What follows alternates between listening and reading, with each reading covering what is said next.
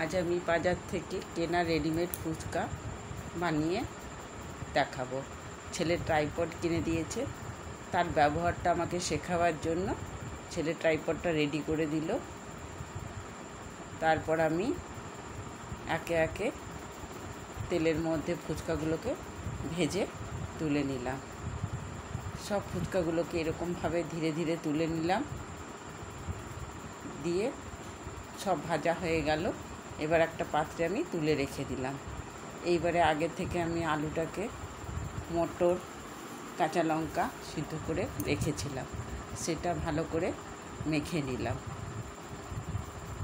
সব যখন ভালো করে মাখা হয়ে গেল, এরপর আগে থেকে কুচিয়ে রাখা পেঁয়াজ আমি দিয়ে দিলাম। এবারে দিয়ে দেব সামান্য পরিমাণে বিট নুন, আর দিলাম গোলমরিচের গুঁড়ো, আর দিয়ে দেব আগে থেকে তৈরি করে রাখা চাট মশলা, যেটা জিরে আর শুকনো লঙ্কার গুঁড়ো দিয়ে তৈরি করা। সেটা ভালো করে মেখে নিলাম। আর এর মধ্যে কিছু ফুচকা ভেঙে গেছিলো, সেইগুলো মাখিয়ে নিলাম।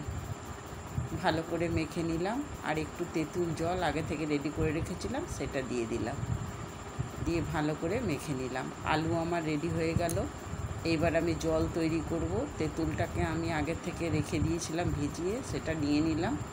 এবারে ওর মধ্যে দিয়ে দেবো কিছুটা পরিমাণে ধনে পাতার কুচি আর কিছুটা পরিমাণে পুদিনা পাতার কুচি দিয়ে দিলাম।